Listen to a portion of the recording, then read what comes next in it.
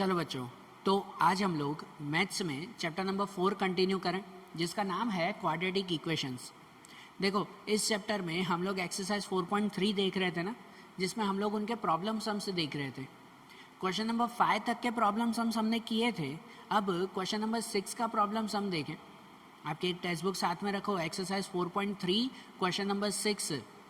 देखो, उसमें भी जो प्रॉब्लम क्वेश्चन दिया हुआ है उस पर से पहले क्वाड्रेटिक इक्वेशन तैयार करेंगे, फिर उसको सॉल्व करेंगे कोई भी मेथड से। कल भी जो मैंने आपको क्वेश्चन दिए थे, आई होप आपने किए होंगे ना, कोई भी मेथड से किए होंगे ना, कि भाई क्वाड्रेटिक इक्वेशन तक हमने बनाई थी, फिर उसमें एक्स की वैल्यू फाइंड करनी थी, फिर भले उसे फैक्टराइजेशन मेथड से करो या तो फिर क्वाड्रेटिक फार्मूला मेथड से करो, जो मेथड से आपको ईजी लगे। मैंने कल साथ में पीडीएफ रखा था, उसकी लिंक रखी थी कि जिसमें मैंने फैक्टराइजेशन मेथड से सॉल्व किया था वो।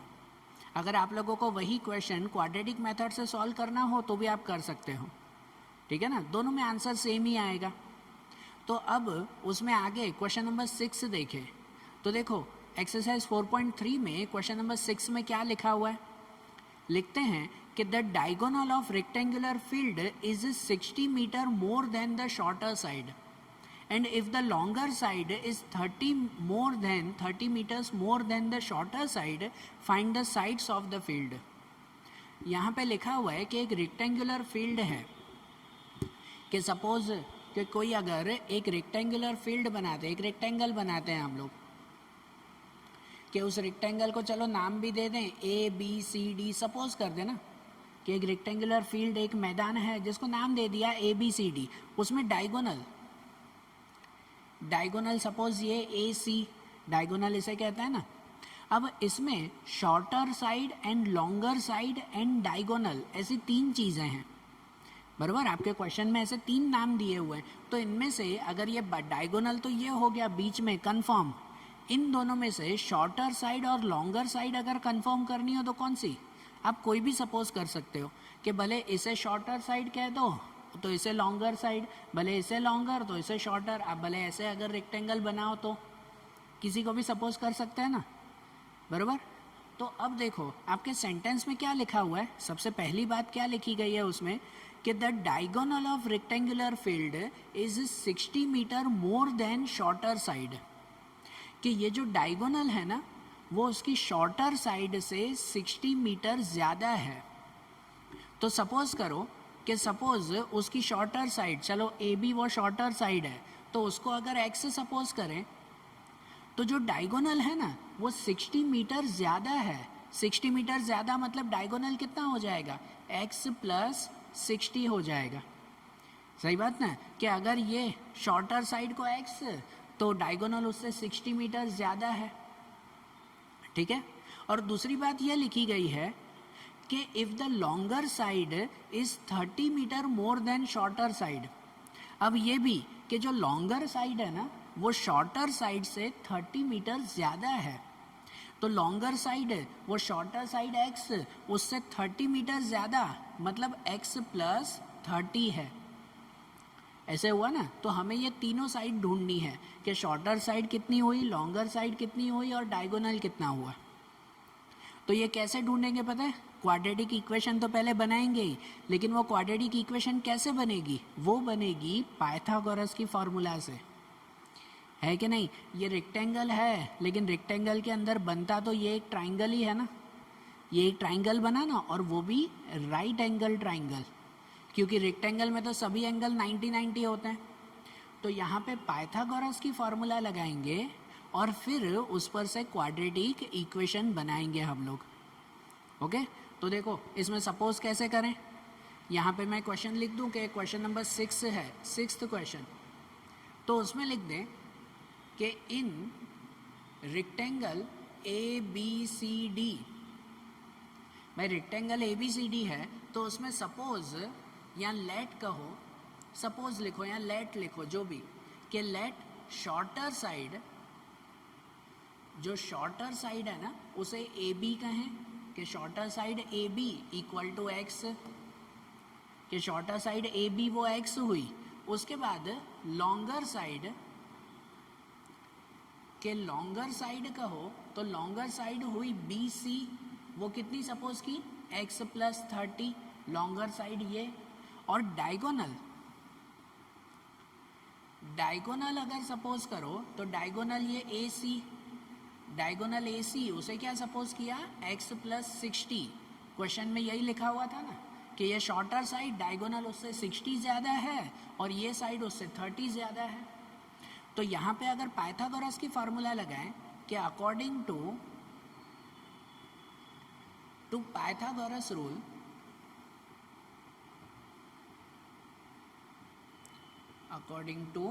पाइथागोरस रूल, तो उस रूल के हिसाब से क्या फार्मूला आती है कि AC square equal to AB square plus BC square, ऐसे आता है ना, AC square equal to AB square plus BC square. तो यहाँ पे लिख सकते हैं कि so AC square equal to AB square plus BC square. Okay, जो यहाँ पे सबकी वैल्यू लिखोगे ना तो AC पे क्या लिखेंगे, x प्लस 60 का स्क्वायर, AB पे क्या, ओनली x का स्क्वायर, और BC तो BC पे x प्लस 30 का स्क्वायर, बराबर। तो यहाँ पे ऐसे लिखा जाएगा कि देखो सबसे पहले AC स्क्वायर, तो AC स्क्वायर पे लिखा जाएगा x प्लस 60 का square equal to AB square, तो AB पे लिखा जाएगा ओनली x का स्क्वायर, और प्लस BC स्क्वायर, तो BC स्क्वायर पे लिखा जाएगा x प्लस 30 का स्क्वायर। ऐसे होगा ना, ये तीनों का स्क्वायर आएगा ना। तो जिसमें अब यहाँ x प्लस 60 का स्क्वायर करना है तो कौन सी फार्मूला याद है ना, वो फार्मूला लगाते थे कि a प्लस बी का स्क्वायर, जिसमें फार्मूला आती थी a square plus 2ab plus b square, बराबर। तो यहाँ जो x प्लस 60 का स्क्वायर करना है तो उसमें यही पूरी फार्मूला लगेगी कि नहीं, बराबर ना। तो उस फार्मूला के हिसाब से अगर यहाँ पे लिखे ना तो पहले a स्क्वायर मतलब x का स्क्वायर, ये x स्क्वायर, फिर b square sorry plus 2ab मतलब 260 ज़ा 120, और पीछे x मतलब यहाँ हो जाएगा प्लस 120x, और प्लस b स्क्वायर मतलब 60 का स्क्वायर, तो 60 का स्क्वायर हो जाएगा 3600, बराबर। ये इसका सॉल्यूशन इक्वल टू यहाँ x स्क्वायर, ये तो अकेला ही है तो इसको तो अकेला ही लिखेंगे x स्क्वायर, प्लस इसमें भी वही फार्मूला भाई, पहले a स्क्वायर मतलब ये x स्क्वायर, प्लस 2ab मतलब 230 ज़ा, तो 230 ज़ा 60x, और प्लस b स्क्वायर, तो b स्क्वायर मतलब 30 का स्क्वायर कितना 900, बराबर। भले मैं यहाँ पे लिख दूँ कि 30 का स्क्वायर कितना हो जाएगा 900 हो जाएगा। ऐसे हो गया ना, ये तीनों का सॉल्यूशन किया ना।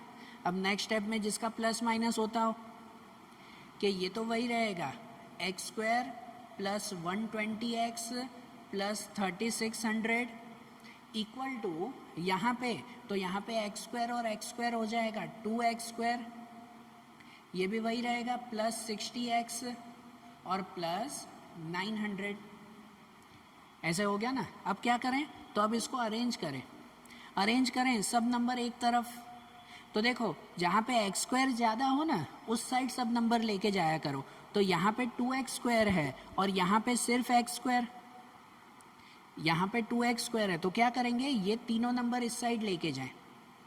तो ये नंबर तो वही लिखें, यहाँ पे लिखते हैं कि ये 2x square plus 60x plus 900, ये तीनों तो वही, ये x स्क्वायर यहाँ पे आएगा तो माइनस एक्स स्क्वायर, ये 120 यहाँ पे आएगा तो माइनस 120x, और ये 3600 यहाँ पे आएगा तो माइनस 3600 इक्वल टू 0। ओके, ये हो गया सब। तो अब क्या करें, अब प्लस माइनस करें आखिरी कि देखो ये 2x square minus x square, तो 2x स्क्वायर में से x स्क्वायर जाएगा तो कितना बचेगा, x स्क्वायर बचेगा। फिर x में ये प्लस 60 और माइनस 120, तो प्लस 60 माइनस 120 कितना बचेगा, माइनस 60x बचेगा।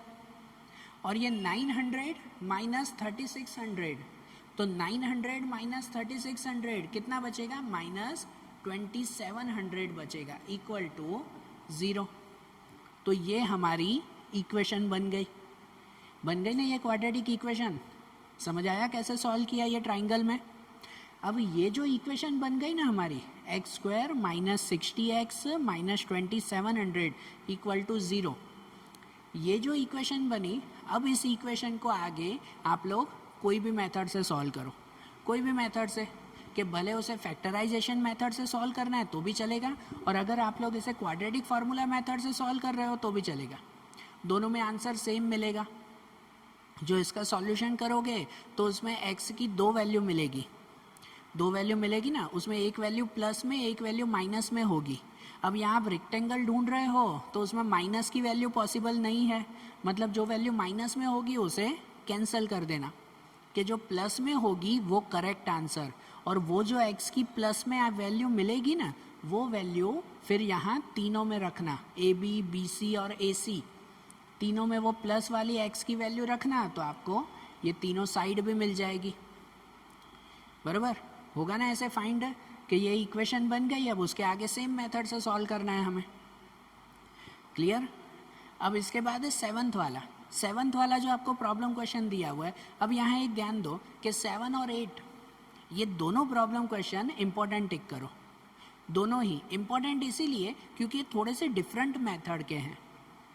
इन सब में चलो भाई नॉर्मल हो जाता है, उसमें थोड़ा सा लॉजिक ज़्यादा लगाना पड़ेगा, तो इसीलिए उसे थोड़ा सा इंपॉर्टेंट टिक करो। हमेशा इंपॉर्टेंट इसीलिए टिक करवाते हैं कि जब आप रिवीजन करो ना तो उस पर ज़्यादा ध्यान जाए कि हाँ भाई इसमें ऐसा लॉजिक याद रखना है, तो इसलिए इंपॉर्टेंट टिक करवाते हैं।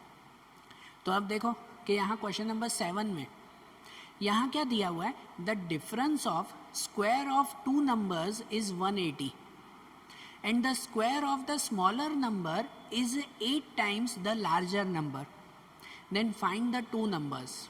अब देखो पूरा ही जो है वो सिचुएशन ही अलग दी गई है। देखो अगर ऐसा कोई क्वेश्चन हो ना कि यार जिसमें समझ ही नहीं आ रहा है, इतना सारा square and smaller larger number ऐसा कुछ लिखा हुआ है, बराबर, तो उसमें क्या करें पता है, अगर नहीं समझ में आता हो ना तो पहले रफ वर्क करो। मैं इसे हटा देता हूँ कि यहाँ पर पहले एक रफ वर्क करते हैं कि क्या दिया हुआ है, फिर उस पर से सपोज भी करेंगे एक्स और जो दूसरे नंबर्स हैं। तो यहाँ देखो दो नंबर हैं, स्मॉलर एंड लार्जर नंबर, इतना तो क्वेश्चन पढ़ के समझ में आया। चलो दो नंबर है, एक स्मॉलर एक लार्जर नंबर, ठीक है। अब पहले सेंटेंस में ऐसा लिखा हुआ है, the difference of square of two number is 180। जो दो नंबर है ना, दोनों के स्क्वायर, दोनों का स्क्वायर करो, उसका डिफरेंस, उसका माइनस, वो 180 होता है, ठीक है, ऐसा दिया हुआ है। तो मतलब ऐसा हुआ, समझना ध्यान से, कि भाई कोई दो नंबर हैं, एक लार्जर नंबर एक स्मॉलर नंबर, ऐसे दो नंबर हैं। ये रफ वर्क बता रहा हूँ। पहले सेंटेंस में ऐसे लिखा हुआ है, दोनों के स्क्वायर का माइनस, मतलब लार्जर नंबर का भी स्क्वायर कर दो माइनस स्मॉलर नंबर का भी स्क्वायर कर दो। माइनस करना है तो पहले बड़ा ही नंबर आएगा ना। दोनों के स्क्वायर का माइनस 180 है, ये पहली सिचुएशन आपको दी गई है। एक सिचुएशन ये है, अब ये एक्स किसको सपोज करें वो तो आगे देखेंगे। एक सिचुएशन ये दी गई है, और दूसरी सिचुएशन ऐसी दी गई है कि the square of smaller number is 8 times the larger number. जो सेंटेंस में लिखा हो ना, उसे पहले रफ में खाली ऐसे स्मॉलर लार्जर नंबर करके लिखते जाओ। लिखा हुआ है the square of smaller number, मतलब अगर दूसरी कंडीशन है कि अगर स्मॉलर नंबर का स्क्वायर कर दें, अगर स्मॉलर नंबर का स्क्वायर कर दें तो which is 8 times the larger number. तो विच इज मतलब equal to, it is 8 times the larger number. ये दूसरी सिचुएशन है ना, ये रफ वर्क हुआ। हाँ, ये दूसरी सिचुएशन है कि अगर स्मॉलर नंबर का स्क्वायर कर दो विच is 8 times the larger number, तो वो लार्जर नंबर के 8 टाइम्स जितना होता है, ठीक है। ये सिचुएशन है। अब सपोज किस में से करते हैं पता है, इनमें से। ये तो दोनों का स्क्वायर है, दोनों स्क्वायर तो सपोज नहीं हो सकते, तो ये सिचुएशन से सपोज करो। अब यहाँ स्मॉलर और लार्जर नंबर है, तो इसमें एक्स और वाई तो सपोज ही नहीं कर सकते हम लोग, बराबर ना। एक्स और वाई तो सपोज ही नहीं होगा, सिर्फ एक्स ही सपोज करना है ना हमें, है कि नहीं। देखो फिर से एक टॉपिक याद कर रहा हूँ, थर्ड चैप्टर में जो होता था ना, थर्ड चैप्टर का एक नाम था लीनियर इक्वेशन, पता है उसमें एक्स स्क्वायर वाई स्क्वायर ऐसा आता ही नहीं था, वो लीनियर इक्वेशन था। फोर्थ चैप्टर क्वाड्रेटिक है, तो ये भी एक डिफरेंस है। मैं हर सम में आपको थोड़ा थोड़ा डिफरेंस बता रहा हूँ कि थर्ड चैप्टर में जो फाइंड करते थे उसमें सिर्फ और सिर्फ लीनियर इक्वेशंस आता था, मतलब उसमें स्क्वायर पॉसिबल ही नहीं है। ये क्वाड्रेटिक मतलब ये बनेगा ही फोर्थ चैप्टर के हिसाब से, खाली एक्स सपोज करना है, वाई इसमें आएगा ही नहीं। तो अगर इस सिचुएशन के हिसाब से सपोज करें ना, तो चलो ऐसा सपोज कर सकते हैं हम लोग कि यहाँ पर जो स्मॉलर नंबर है उस स्मॉलर नंबर को एक्स सपोज करें, रफ वर्क बता रहा हूँ कि ये स्मॉलर नंबर को अगर एक्स सपोज करें तो यहाँ क्या हो जाएगा पता है, स्मॉलर नंबर हो जाएगा एक्स स्क्वायर। अगर स्मॉलर नंबर को एक्स सपोज किया तो वो हो गया x square equal to 8 multiply larger number. ये तो सिचुएशन वही रहेगी ना, उसे सपोज नहीं किया है कि हमने खाली स्मॉलर नंबर को एक्स सपोज किया। तो स्मॉलर नंबर का square is 8 times of larger number. अब इसमें से अगर लार्जर नंबर सपोज करना हो ना तो 8 कहाँ चला जाएगा, डिवाइड में चला जाएगा। मतलब ऐसे हो जाएगा कि x square upon 8 equal to larger number, है कि नहीं। X square upon 8 equal to larger number, मतलब लार्जर नंबर सपोज हो जाएगा एक्स स्क्वायर अपॉन 8। तो देखो रफ वर्क किया ना तो उस पर से हमें क्लियर हो गया कि स्मॉलर नंबर को एक्स सपोज करना है और लार्जर नंबर को एक्स स्क्वायर अपॉन 8 सपोज करना है। स्मॉलर नंबर को एक्स स्क्वायर नहीं है, वो तो यहाँ पे कंडीशन थी कि स्मॉलर नंबर का स्क्वायर, तो स्मॉलर नंबर पे एक्स रखा तो एक्स का स्क्वायर हो गया ना। मतलब अब अगर सम पे पहुँचे ना तो यहाँ पर ऐसे सपोज कर सकते हैं कि let smaller number equal to x and larger number equal to x square upon 8। ऐसे ये सपोज हुआ, क्लियर हुआ थोड़ा माइंड में कि स्मॉलर नंबर को x और लार्जर नंबर को एक्स स्क्वायर अपॉन 8, यही सिचुएशन मिली ना। अगर डायरेक्ट ना सपोज करो ना तो ये रफ वर्क भी बुक में साइड में लिख देना, ये एग्ज़ाम में बताने की ज़रूर नहीं है हमें, एग्ज़ाम में तो ये डायरेक्टली, लेकिन ये कहाँ से आया वो लॉजिक रफ में लिख ज़रूर लेना। आपकी जो बुक होगी साइड में लिख लेना कि हाँ भाई यहाँ से ये सपोज हुआ। अब स्मॉलर और लार्जर नंबर सपोज हो गए ना, अब यहाँ से इस इक्वेशन पर से हम लोग अपनी क्वाड्रेटिक इक्वेशन बनाएंगे, ठीक है।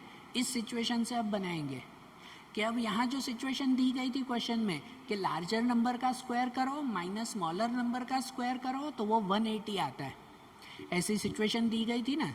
तो उस पर से अगर इक्वेशन बनाए ना तो ऐसी इक्वेशन बनेगी कि लार्जर नंबर का स्क्वायर, तो लार्जर नंबर है एक्स स्क्वायर अपॉन 8, उसका स्क्वायर, हाँ उसका भी स्क्वायर करना ही पड़ेगा, और माइनस स्मॉलर नंबर का स्क्वायर, तो स्मॉलर नंबर सिर्फ एक्स है, एक्स का स्क्वायर इक्वल टू 180। ये बनी ना इक्वेशन। अब इसे आगे कंटिन्यू करें तो ऐसे हो जाएगा कि ये एक्स का स्क्वायर और ऊपर भी स्क्वायर, मतलब हो जाएगा एक्स पावर 4, एक्स पावर 4 हो जाएगा। अपॉन में 8 का स्क्वायर करो तो वो 64, 8 का स्क्वायर 64 माइनस ये तो एक्स स्क्वायर ही रहेगा और इक्वल टू ये 180। समझे। अब क्या करेंगे, एलसीएम करें ना इसका, ये 64 अपॉन में नहीं होना चाहिए तो इनके नीचे कुछ नहीं तो 1 1 है, तो इनका एलसीएम 64 ही रहा। मतलब इन दोनों को किससे मल्टीप्लाई करेंगे, 64 से मल्टीप्लाई करेंगे हम लोग। मतलब ऐसे हो जाएगा उसमें कि ये x4 ही रहेगा, ये तो 64 है तो इसको तो 1 से ही मल्टीप्लाई, ये तो वही रहेगा x4, इसको 64 से मल्टीप्लाई करोगे 1 है तो इसको 64 से मल्टीप्लाई करोगे तो वो हो जाएगा 64x स्क्वायर, और इक्वल टू इसको अगर 64 से मल्टीप्लाई करोगे तो यहाँ पे अगर आप रफ में मल्टीप्लाई करो कि 180 मल्टीप्लाई 64 तो कितना हो जाता है उसमें, ये हो जाएगा हमारा 32 एंड 11,520, कितना हो जाएगा 11,520, ये यहाँ पर बराबर। और अब क्या करते हैं, इसको यहाँ ले आए ना माइनस में, इसको वहाँ माइनस में लेके आए, तो ऐसा हो जाएगा कि ये x4 माइनस 64x² और ये यहाँ पे आएगा माइनस 11,520 इक्वल टू 0। समझ आई बात? ऐसे हुआ ना, ये बन गई हमारी क्वाड्रेटिक इक्वेशन। ये हमारी क्या बन गई? क्वाड्रेटिक इक्वेशन बन गई। अब ये क्वाड्रेटिक इक्वेशन को आप जो चाहे वो फार्मूला से फाइंड कर सकते हो, ठीक है ना, जो चाहे वो फार्मूला से फाइंड कर सकते हो कि इसमें, हाँ, अब अगर आपके माइंड में ये आता हो कि ये तो x4 है, क्वाड्रेटिक इक्वेशन में तो x² होना चाहिए, तो नहीं। देखो जनरली क्वाड्रेटिक इक्वेशन का जो क्या कह सकते हैं जनरल फॉर्म आता है ना, हमने स्टार्टिंग में लिखवाया था उसका general form ax² plus bx plus c equal to 0। उसमें पहले दो के बारे में ऐसे कहा जाता है कि जो x का पावर है ना, x का पावर यहाँ पे जितना हो, ये 2 है तो उसका आधा यहाँ पे होना चाहिए। ये क्वाड्रेटिक इक्वेशन, यहाँ x² तो यहाँ पे 1, x का पावर 1 ना, 2 का आधा, तो वैसे यहाँ पर ये 4 है और 4 का आधा यहाँ पे 2 है। आखिरी वाला तो अकेला नंबर ही होता है, यहाँ पर भी अकेला नंबर और यहाँ पर भी, तो ये भी एक तरह से क्वाड्रेटिक इक्वेशन कहलाई, बराबर ना, ये भी क्वाड्रेटिक इक्वेशन कहलाई। तो इसे भी आप कोई भी मेथड से सॉल्व कर सकते हो। चलो अगर बड़े नंबर आ रहे हैं तो इसको मैं ही सॉल्व करवा रहा हूँ, बराबर। हम ही सॉल्व करके देखते हैं कि इसको मैं फैक्टराइजेशन मेथड, ट्रायंगल मेथड से जो सॉल्व करते हैं उसी मेथड से इसको सॉल्व करें, ठीक है। देखो कि अब इसे अगर हम लोग सॉल्व करें ना, इसमें x की वैल्यू ढूंढें, कि मैं फैक्टराइजेशन मेथड से फाइंड कर रहा हूँ, ये मैंने फ़िलहाल रफ कर दिया, बराबर, कि यहाँ पे मैं सम करूँ कि देखो अब अगर फैक्टराइजेशन करना है तो कैसे, हमेशा पहले और आखिरी का मल्टीप्लाई करते हैं ना, पहले और आखिरी का मल्टीप्लाई, कि भाई यहाँ पर तो यही आएगा, पहले में कुछ भी नहीं है, 11,520, उसका ऐसा फैक्टर करो कि जिसका माइनस 64 आता हो। 11,520 का ऐसा फैक्टर कि जिसका माइनस 64 आता हो। तो अब इसका जो फैक्टर होगा ना, वो फैक्टर ये होगा कि 144 माइनस 80, 144 एंड 80, ये फैक्टर हुआ कि 144 माइनस 80 करो तो 64 भी होता है, एंड 144 मल्टीप्लाई 80 करो तो 11,520 होगा। तो आप ये सोच रहे हो कि ये डायरेक्ट कहाँ से आया भाई, इतना बड़ा आंसर कहाँ से, क्या हमें कैसे पता चले? स्टूडेंट के माइंड में क्वेश्चन आता है, हमें कैसे पता चले इतना बड़ा ट्राइंगल कि इसका 144 एंड 80 लेना है हमें फैक्टराइज। तो देखो इसमें आप जितनी प्रैक्टिस करोगे उतना लॉजिक ज़्यादा चलेगा। दो रास्ते बोल रहा हूँ मैं आपको, ठीक है ना, लॉजिक भी बता रहा हूँ, नहीं तो थोड़ा इजी रास्ता भी बता रहा हूँ कि जब इसमें ट्राइंगल ना पता चले ना, मतलब फैक्टराइजेशन नहीं पता चले हमें कि भाई कौन से नंबर का मल्टीप्लाई करो तो ये आता है, मुझे तो पता है 144 एंड 80, ठीक है। अगर आपको नहीं पता चल रहा है तो क्वाड्रेटिक फार्मूला मेथड यूज़ करो, जो डी ढूंढते हैं ना, b² माइनस 4ac, फिर अल्फ़ा बीटा ढूंढोगे तो आखिरी में वही आंसर मिलेगा आपको। वो मेथड यूज़ करो तो इजी रहेगा जब ऐसे ट्राइंगल ना मिलता हो तो। या अगर ढूंढना है ट्राइंगल तो थोड़ा सा लॉजिक लगाओ, थोड़ी सी कैलकुलेशन करो, थोड़ा सा रफ वर्क करो। अब देखो एक चीज़ ये ध्यान दो कि इसमें जो x की वैल्यू मिलेगी ना, वो वैल्यू मिलेगी कि जिसका स्क्वायर रूट निकल सके, क्योंकि यहाँ देखो x 4 है, x पावर 4, मतलब आखिरी में जो आंसर मिलेगा ना उसका हमें स्क्वायर रूट निकालना होगा। तो यहाँ पे पहली बात तो नंबर ही वैसे आएंगे जिसका स्क्वायर रूट निकलता हो, कि जैसे कि कौन से 64 का स्क्वायर रूट निकलता है ना 8, बराबर ना। जो परफेक्ट स्क्वायर है जैसे 25, 36, 49, 64, तो ये सब क्या कहलाते हैं, परफेक्ट स्क्वायर, जिसका स्क्वायर रूट निकलता हो। आप बीच में 29 लोगे, 30 लोगे, 50 लोगे, उसका स्क्वायर रूट निकलता है? नहीं निकलता। तो पहली बात तो वो नंबर नहीं लेने हैं। दूसरा लॉजिक कि इसमें जो नंबर ढूंढना है ना, देखो यहाँ 64 है, मतलब ऐसा नंबर ढूंढना है जिसका माइनस 64 आता हो, मतलब नंबर 64 से छोटा तो होगा ही नहीं। जो नंबर होंगे 64 से बड़े ही होंगे ना, बराबर ना, 64 से बड़े ही होंगे ना उसमें वो नंबर्स, तभी तो उनका माइनस 64 आना चाहिए ना। तो कैलकुलेशन करो रफ में कि 64 से बड़ा नंबर पहला ढूंढो जिसका स्क्वायर रूट निकलता हो। 64 से बड़ा नंबर, जस्ट लॉजिक बता रहा हूँ मैं आपको कि आप एग्जाम में थोड़ा दिमाग लगा सकते हो, दिमाग थोड़ा खोलो अपना, 64 से थोड़ा बड़ा नंबर ढूंढो कि जिसका स्क्वायर रूट निकलता हो। तो 64 होता है 8 का स्क्वायर, तो उससे बड़ा नंबर होता है 9। 9 का स्क्वायर रूट कितना, 9 का स्क्वायर कितना होता है 81। तो चलो 64 से बड़ा नंबर लेते हैं 81। 81 में से क्या माइनस करें कि 64 आता है, तो 81 माइनस 17 वो 64 तो हो जाता है, लेकिन 81 मल्टीप्लाई 17 करो तो क्या ये नंबर होगा? नहीं होगा ना, पॉसिबल ही नहीं है ना। पीछे 0, 1 मल्टीप्लाई 7 करो, पीछे 0 आएगा ही नहीं। मतलब ये पैर गलत है, ये एक ट्राइंगल की पैर गलत हुई। दूसरा चेक करो, 81 से बड़ा नंबर जिसका स्क्वायर रूट निकलता हो, तो 9 के बाद होता है 10। 10 का स्क्वायर 100 के 100 में क्या माइनस करें कि 64 आता है? 100 में क्या माइनस करें कि 64 आता है? तो उसमें 36 माइनस करें। 100 माइनस 36 64 तो हो जाएगा, लेकिन 100 मल्टीप्लाई 36 ये होगा? 100 मल्टीप्लाई 36 वो होगा? नहीं होगा। मतलब ये भी गलत है।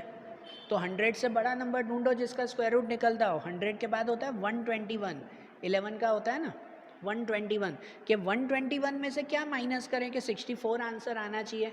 दोनों का माइनस तो 64 ही आना चाहिए, लेकिन दोनों का मल्टीप्लाई भी ये होना चाहिए। ऐसे लॉजिक लगाना है कि चलो 121 में क्या माइनस करें कि 64 आता है। तो 121 में अगर माइनस करें ना तो वो होता है 57। 121 माइनस 57 तो 64 आएगा, लेकिन 121 माइनस मल्टीप्लाई 57 ये होगा, तो ये भी गलत है।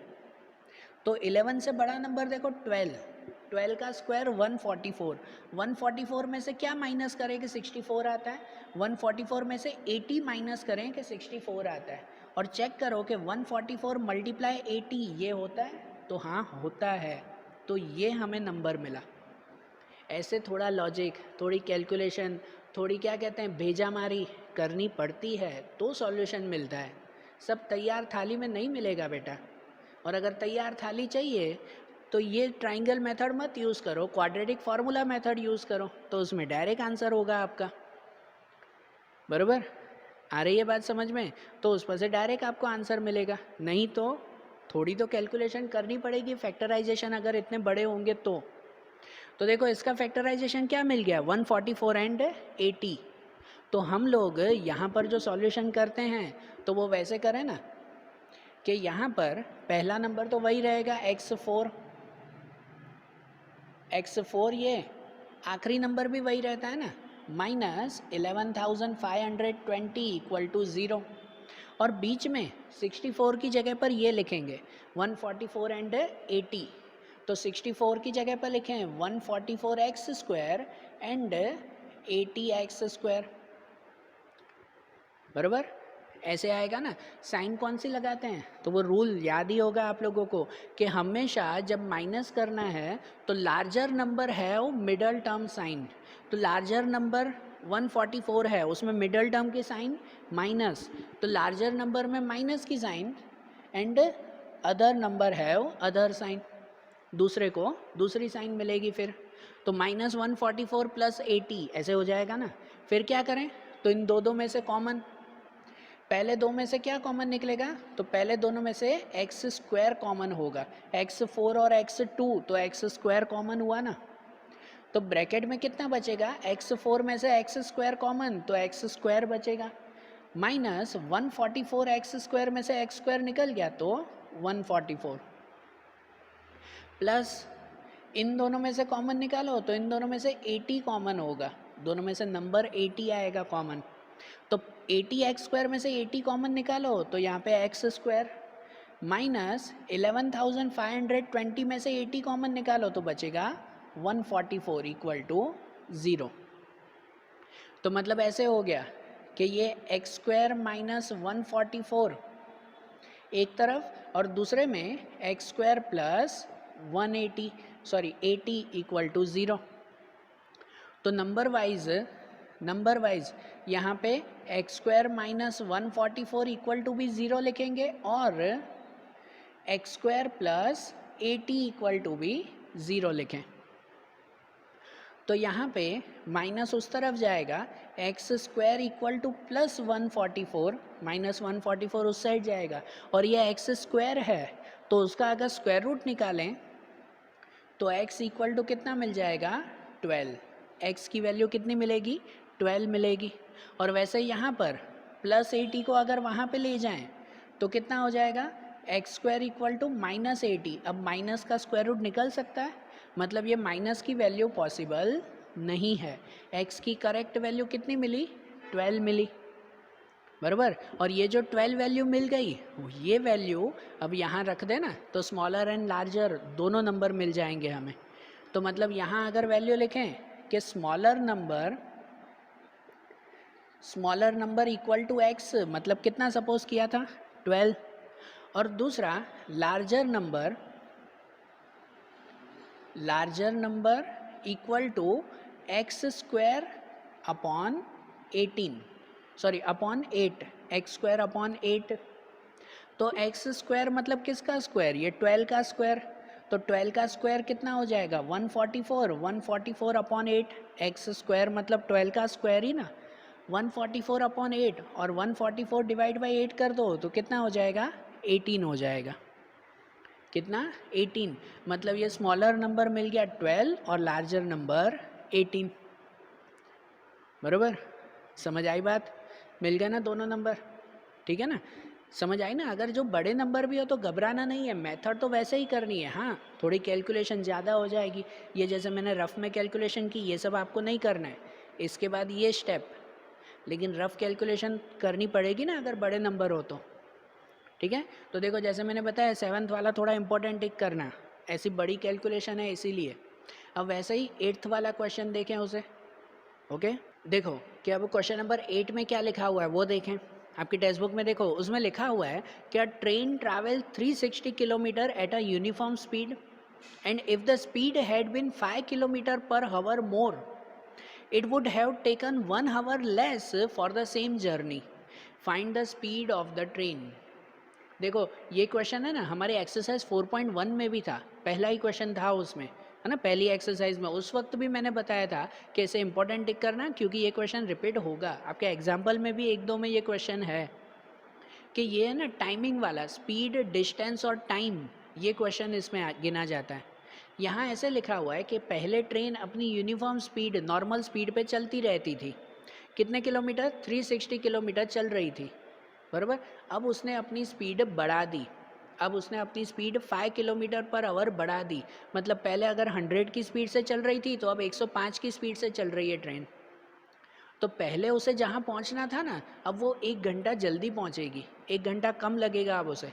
सही बात है ना, स्पीड अगर बढ़ा दो तो वो टाइमिंग तो कम ही लगेगा ना, तो वो अब वो 1 घंटा जल्दी पहुँच रही है। तो हमें पता करना है कि उस ट्रेन की पहले नॉर्मल स्पीड कितनी थी, बढ़ा दी वो नहीं, पहले की स्पीड कितनी थी वो हमें पता करना है। तो इसमें कैसे पता करेंगे पता है कि सबसे पहले सपोज करें, नंबर 8 यहाँ पे लिख देता हूँ कि सपोज या लेट यूनिफॉर्म स्पीड मतलब जो नॉर्मल स्पीड उसकी चलती थी, कि uniform speed of train equal to x, कि सपोज उसकी नॉर्मल स्पीड x थी तो उसकी न्यू स्पीड ऑफ ट्रेन कितनी हो जाएगी, वो हो जाएगी x + 5, क्योंकि अब उसकी स्पीड 5 किलोमीटर पर आवर बढ़ गई ना। पहले समझो 100 की स्पीड है तो अब 105 की स्पीड, 5 प्लस हो जाएगा उसमें, बराबर। और जो डिस्टेंस उसे कवर करना है ना, कि डिस्टेंस कवर्ड, तो डिस्टेंस उसे कितना कवर करना है 360 किलोमीटर, डिस्टेंस तो उतना ही है 360 किलोमीटर। तो पहले जो वो स्पीड से चलती थी ना अब उसकी स्पीड बढ़ गई है, तो पहले 360 किलोमीटर में जितना टाइम लगता था ना अब उसे 1 घंटा कम लगता है, ऐसे दिया हुआ है, बराबर ना, कि उसने स्पीड बढ़ा दी तो अब 360 किलोमीटर कवर करने में उसे 1 आवर कम लगता है।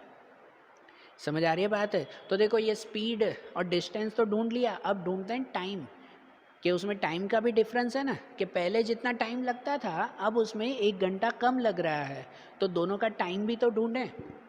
तो टाइम के लिए अब ऐसा करें कि उसकी फॉर्मूला आती है टाइम की, ये पहले भी आपको लिखवाई थी मैंने, कि देखो स्पीड की फॉर्मूला क्या आती है कि speed equal to distance upon time, बराबर। तो इस पर से अगर टाइम की फार्मूला ढूंढनी हो ना, तो टाइम की फार्मूला आ जाती है डिस्टेंस अपॉन स्पीड। टाइम की फार्मूला क्या आ जाती है? Distance upon speed. तो यहाँ पर अगर 2 बार टाइम ढूंढे ना, तो यहाँ पे ऐसे लिखेंगे कि uniform time taken by train, कि ट्रेन पहले जितना टाइम लेती थी ना, तो उसमें लिखेंगे हम लोग कि फॉर्मूला के हिसाब से डिस्टेंस अपॉन स्पीड है। तो डिस्टेंस कितना?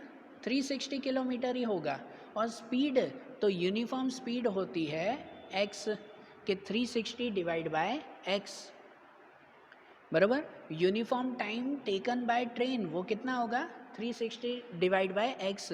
चलो इसे है ना मैं t1 कह दूँ, कि इसे मैं सपोज कर दूँ t1, कि पहला टाइम 360 अपॉन x, और जो दूसरा टाइम होगा कि new time taken by train, कि अब जो नया टाइम होगा ना, नया टाइम उसे चलो t2 कह दें, कि अब नए टाइम में डिस्टेंस तो उतना ही होगा 360, लेकिन अपॉन में जो स्पीड लिखते हैं ना, वो नई स्पीड होगी कितनी? x प्लस 5, बराबर। और इक्वेशन ऐसे बनेगी कि इक्वेशन के लिए आपको टाइम दिया हुआ है, कि पहले जितना टाइम लगता था अब उससे 1 घंटा कम लग रहा है, 1 आवर लेस, ऐसा ना। मतलब ऐसा इक्वेशन बना सकते हैं हम लोग, यहाँ मैं इक्वेशन लिख रहा हूँ, कि ऐसी इक्वेशन बना सकते हैं कि t1 minus t2 equal to 1। क्या इक्वेशन बनेगी? t1 minus t2 equal to 1। क्यों ऐसा? क्योंकि पहले जितना टाइम लगता था अब उससे 1 घंटा कम लग रहा है। अब इसमें t1 t2 में अगर कन्फ्यूज़न हो ना, तो टाइम सपोज करो कि पहले 5 घंटे लगते थे, अब 4 घंटे लग रहे हैं, ऐसा ना। कोई भी टाइम ना भाई, पहले सपोज 10 घंटे लगते थे, तो अब 9 घंटे लग रहे हैं, 1 घंटा कम लगेगा। तो माइनस क्या करोगे? पहले 5 घंटे लगते थे, अब 4 घंटे लगते हैं, तो 5 माइनस 4 करोगे कि 4 माइनस 5 करोगे? क्या माइनस करोगे? 5 माइनस 4 ही होगा ना, बराबर ना भाई। पहले 5 घंटे लगते थे, अब 4 घंटे लगते हैं, तो 5 माइनस 4 इक्वल टू 1। वो टाइमिंग आपको दिया हुआ है क्वेश्चन में, तो इसलिए 5 और 4 तो मैंने सपोज किया। इक्वेशन के हिसाब से तो ये लिखेंगे ना कि t1 upon t1 minus t2 equal to 1। ये हमारी इक्वेशन बनी। अब इसमें ये वैल्यू रखेंगे और क्वाड्रेटिक इक्वेशन बने। तो इसमें t1 की वैल्यू कितनी लिखेंगे? कि 360 अपॉन x माइनस t2, तो t2 की वैल्यू कितनी लिखेंगे? 360 upon x plus 5 equal to 1। तो इसमें क्या होगा? अब एलसीएम होगा। अब एलसीएम इसे मैं हटा दूं, ये हटा दें, ठीक है। कि अब यहाँ पे एलसीएम होगा। एलसीएम में कैसे? कि देखो इसके नीचे x, इसके नीचे x प्लस 5, इसके नीचे कुछ नहीं तो 1। तो मतलब क्या होगा पता है? ये x है ना, तो उसका मल्टीप्लाई x प्लस 5 से होगा। ये x प्लस 5 है तो उसका मल्टीप्लाई x से होगा, और यहाँ पे कुछ भी नहीं है तो इसका मल्टीप्लाई दोनों से होगा। एलसीएम में यहाँ पे तो x है तो इसलिए खाली इससे मल्टीप्लाई होगा, यहाँ पे x प्लस 5 है तो खाली इससे मल्टीप्लाई होगा, लेकिन यहाँ पे 1 कुछ भी नहीं है तो ये दोनों से मल्टीप्लाई होगा यहाँ पर, बराबर। मतलब ऐसे हो जाएगा कि 360 का मल्टीप्लाई x प्लस 5 से, ये x प्लस 5 से उसका मल्टीप्लाई, माइनस ये 360 का मल्टीप्लाई x से, ये x से इसका मल्टीप्लाई, और इक्वल टू ये 1 का दोनों से मल्टीप्लाई, मतलब x से भी एंड x प्लस 5 से भी, बराबर। दोनों से मल्टीप्लाई होगा, x से भी और x प्लस 5 से भी।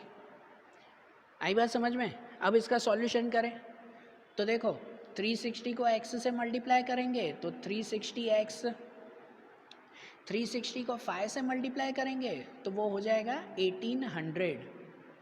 कितना हो जाएगा? 1800। फिर ये 360 को x से, वो तो वही रहेगा माइनस 360x, इक्वल टू ये x का दोनों से मल्टीप्लाई, x का दोनों से मल्टीप्लाई होगा, तो x को x से मल्टीप्लाई तो x स्क्वायर, x को 5 से मल्टीप्लाई तो 5x हो गया ये। नेक्स्ट स्टेप में कि देखो ये 360x 360x वो दोनों तो कट हो गए, बचेगा क्या, यहाँ पर बचेगा 1800 equal to x square plus 5x, बराबर ना। तो अब क्या करें, 1800 को यहाँ ले जाएं माइनस में, तो ऐसे हो जाएगा कि x square plus 5x minus 1800 equal to 0। ये बन गई हमारी क्वाड्रेटिक इक्वेशन, बन गई ना ये क्वाड्रेटिक इक्वेशन कि देखो ये सॉल्यूशन हो गया। अब इसमें आप आगे सॉल्यूशन करो, भले फैक्टराइजेशन मेथड से या क्वाड्रेटिक फार्मूला मेथड से, तो आपको क्या मिल जाएगा, x की वैल्यू मिल जाएगी ना। वो x की वैल्यू में भी एक प्लस एक माइनस होगा। अब जो आप स्पीड ढूंढ रहे हो तो स्पीड माइनस में तो पॉसिबल नहीं है, तो इसलिए प्लस वाला आंसर इसका गिनेंगे आखिरी में। करोगे ना इसका सॉल्यूशन, इसमें भी बड़ा नंबर है, पहले आप खुद ट्राई करो, नहीं तो मैंने सॉल्यूशन भेजा है लिंक में, उसमें फिर चेक करना कि भाई इसका फैक्टराइजेशन कैसे होगा।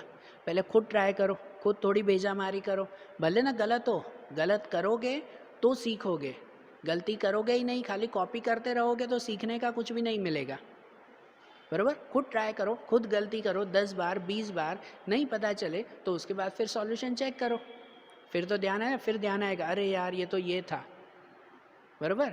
तो ऐसे खुद ट्राई करोगे ना तो पता चलेगा, नहीं तो क्वाड्रेटिक फार्मूला मेथड तो है ही। तो आज का जो आपका होमवर्क है कि ये जो आज हमने 6, 7 और 8 क्वेश्चन किए वो तीनों कंप्लीट करना, और उसके साथ एक और होमवर्क दे रहा हूँ जो अब मैं यहाँ पे नहीं करवाऊँगा, वो आप लोगों को करना है। ध्यान देना कि इसमें आपकी टेक्स्ट बुक निकालो, आपकी टेक्स्ट बुक में एक्सरसाइज 4.4 है, ध्यान देना एक्सरसाइज 4.4, उसमें पहला क्वेश्चन है क्वेश्चन 1। उस क्वेश्चन 1 में लिखा हुआ है कि find the nature of roots. तो नेचर ऑफ रूट्स क्या होता है पता है, जो हम लोग पहले डिटर्मिनेंट्स फाइंड करते थे ना डी, वो क्वाड्रेटिक फार्मूला मेथड से, है कि नहीं, पहले जो बताई थी मैंने क्वाड्रेटिक फार्मूला मेथड, उसमें आप डी ढूंढते थे, क्या ढूंढते थे, डी। तो डी ढूंढ कर उसकी formula B square minus 4ac, फिर उस डी में 3 कंडीशन आती थी ना, less than 0, equal to 0, greater than 0। तो उसमें मैंने लिखवाया था कि अगर लेस देन 0 हो तो नो रियल रूट्स, तो ये जो लिखते हैं ना सेंटेंस नो रियल रूट्स, ये उसका नेचर हुआ, ये नेचर ऑफ रूट्स कहलाया। कि अगर इक्वल टू हो तो नेचर क्या कहलाता है, रियल एंड इक्वल रूट्स, और ग्रेटर देन 0 हो तो ग्रेटर देन 0 मीन्स कि भाई उसे रियल एंड डिस्टिंक्ट रूट्स ऐसे कहलाए, ये नेचर कहलाया।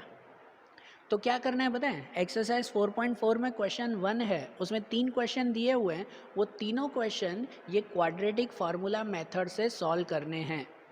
नेचर बताना है मतलब कि उसी मेथड से सॉल्व करने हैं, खाली क्वेश्चन उसमें थोड़ा चेंज करके आपको दिया हुआ है, समझ आ रहा है। तो देखो आज ये 3 क्वेश्चन और 4.4 में क्वेश्चन नंबर 1, ये आप लोग ट्राई करना, इजी है इसीलिए बोल रहा हूँ, आप लोग ट्राई करना, हो जाएगा, नहीं तो मैंने सॉल्यूशन आपके साथ रखा हुआ ही है लिंक में। अब ये हो जाए ना तो कल 4.4 का क्वेश्चन नंबर 2, उसमें अब थोड़े और लॉजिकल क्वेश्चंस हैं जो अब हम लोग कल के वीडियोस में देखेंगे। ओके, तो आज ये अच्छी तरह से कंप्लीट करो, तो इसके आगे के सम फिर कल कंटिन्यू करेंगे, बराबर ना। Thank you.